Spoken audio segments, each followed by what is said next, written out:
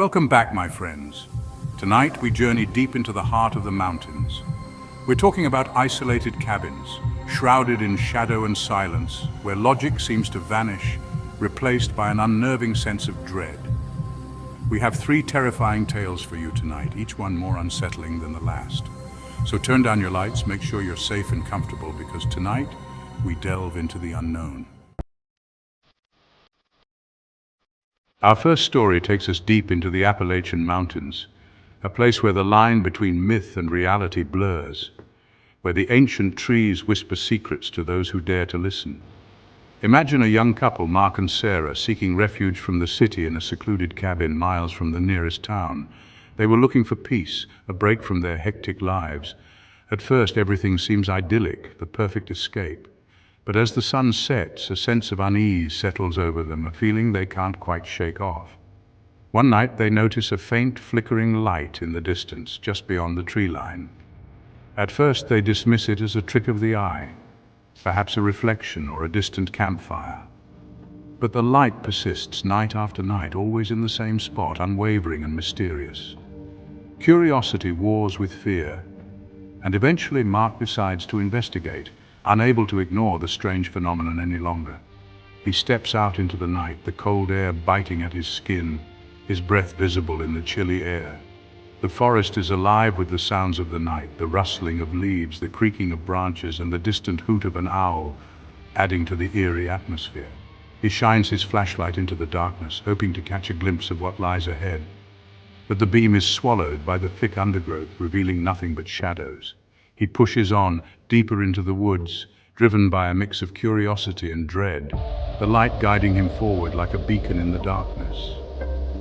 As he approaches the source, the trees thin out, revealing a small clearing bathed in an eerie, otherworldly glow, unlike anything he has ever seen. In the center of the clearing, seemingly suspended in mid-air, is the source of the light, a sight both beautiful and terrifying. It's a sphere of light, pulsating with an energy that seems to vibrate in the air around him, filling the clearing with an unearthly hum. It's mesmerizing, terrifying, and completely unexplainable, a phenomenon that defies all logic. He wants to run, to scream, to warn Sarah, but he's frozen in place, caught in the grip of something he doesn't understand, something beyond his control. He takes a step closer, drawn to the light as if in a trance, unable to resist its pull. And that's when it happens, the moment that changes everything. The sphere of light seems to pulse once, brighter than before, filling the clearing with an intense glow. And then, with a sound like a gasp of displaced air, it vanishes, leaving nothing but darkness.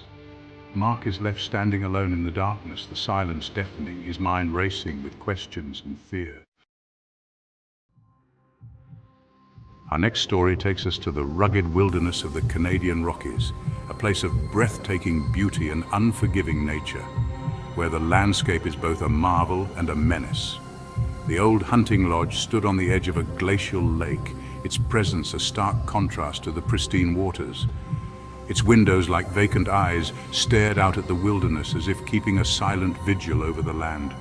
It had been abandoned for years, left to the mercy of time and the elements. The once sturdy structure now weathered and worn, decaying in the harsh, unforgiving elements. Locals whispered tales of its dark history, stories passed down through generations. They spoke of strange occurrences and unexplained events that drove people away, leaving the lodge shrouded in mystery. A group of friends, eager for adventure and a break from their daily lives, decided to spend a weekend at the lodge. There was Emily, the skeptic who never believed in ghost stories; Jake, the athlete always up for a challenge; Sophia, the artist with a keen eye for beauty; and Ben, the quiet observer who often found himself lost in thought. Their first day was spent exploring the surrounding woods, marveling at the untouched beauty of nature, hiking through the dense undergrowth and discovering hidden trails. But as evening approached, a palpable shift occurred. The air grew heavy, the shadows longer, and the forest seemed to hold its breath. The silence of the forest became oppressive, as if the trees themselves were watching. As they gathered around a crackling fire inside the lodge, the stories began to flow, each one more chilling than the last. Local legends of lost hikers who never returned, strange lights seen hovering over the lake at night, and whispers heard in the dead of night, carried on the wind. Emily scoffed at the tales, dismissing them as mere folklore, but the others couldn't shake off a growing sense of unease that settled over them like a heavy blanket. That night, as they settled into their sleeping bags, the lodge seemed to come alive with sounds. The wind picked up outside, howling through the trees like a mournful wail. The old lodge groaned and creaked around them, as if it were a living entity. Emily was awakened by a soft, rhythmic tapping coming from the window next to her, a sound that seemed almost deliberate. She sat up, her heart pounding in her chest, and peered out into the darkness, trying to make sense of what she was hearing. The wind was whipping the branches of a nearby tree against the glass, creating the eerie tapping sound. She lay back down, trying to calm her racing heart and convince herself it was just the wind, but the feeling of unease lingered, a gnawing sensation that something was not right. Then she saw it. A light, faint at first, flickering in the distance like a will-o'-the-wisp. It was moving, slowly at first, then faster, as if it had a mind of its own. Dancing across the far side of the lake, it seemed to beckon her. She woke the others, and they too witnessed the strange light show unfolding outside.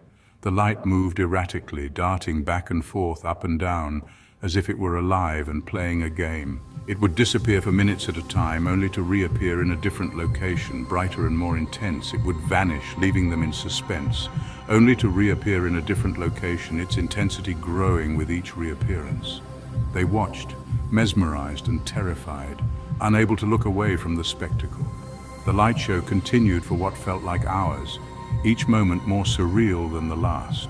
Then, as quickly as it had begun, it stopped, plunging them back into darkness.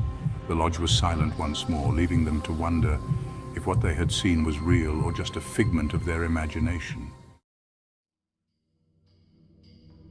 Chapter 3. The Haunted Retreat. Our final story takes us to the desolate plains of the American Southwest, where the heat shimmers off the barren landscape, creating an almost surreal mirage.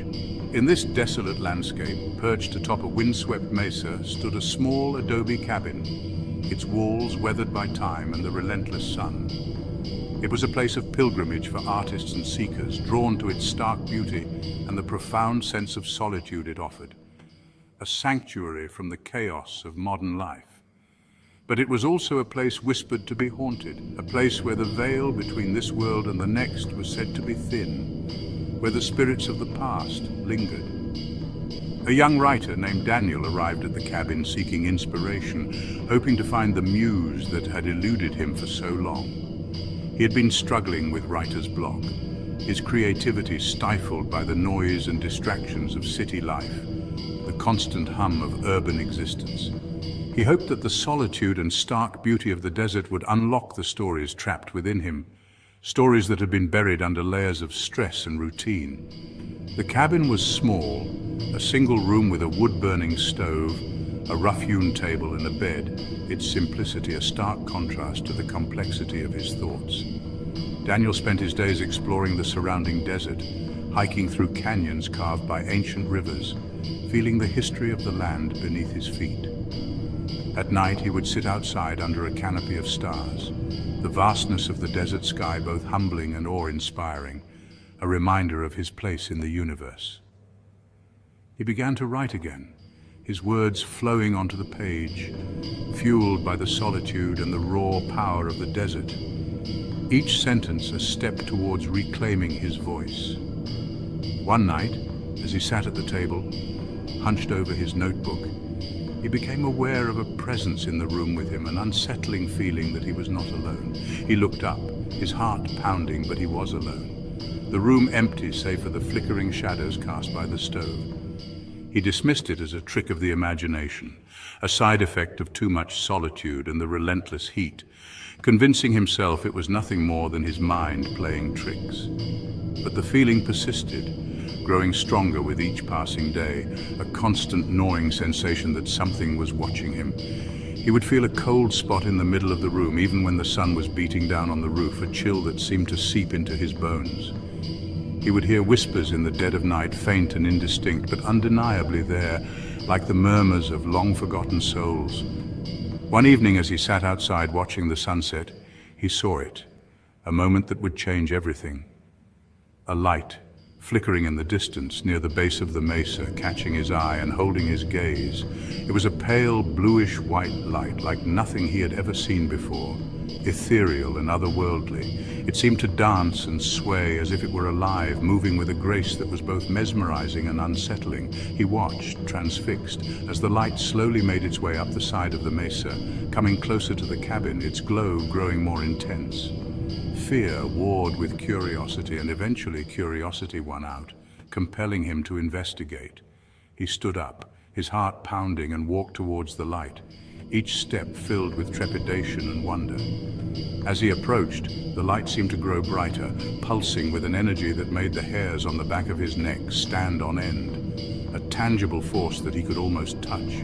He could feel the heat from it on his skin, even though he was still several yards away, a warmth that was both inviting and intimidating. He stopped, his mind screaming at him to turn back, to run while he still could, the primal instinct for survival kicking in. But he couldn't move, his feet rooted to the spot as if by some unseen force, a paralysis born of fear and fascination. The light pulsed once, brighter than before, and then with a sound like 1,000 whispers it shot towards him, a blur of motion and energy. Daniel closed his eyes, bracing himself for the impact, but it never came, leaving him standing in the darkness, alone and bewildered. Thank you for joining us tonight on our journey into the heart of darkness. We've explored the chilling unknown, delving into the mysteries that keep us coming back for more. What do you think really happened in those isolated cabins? Share your thoughts and theories in the comments below. And don't forget to subscribe and hit the notification bell so you won't miss out on our next descent into the shadows. Until next time, sleep tight and keep your lights on. You never know what might be lurking just beyond the reach of the light.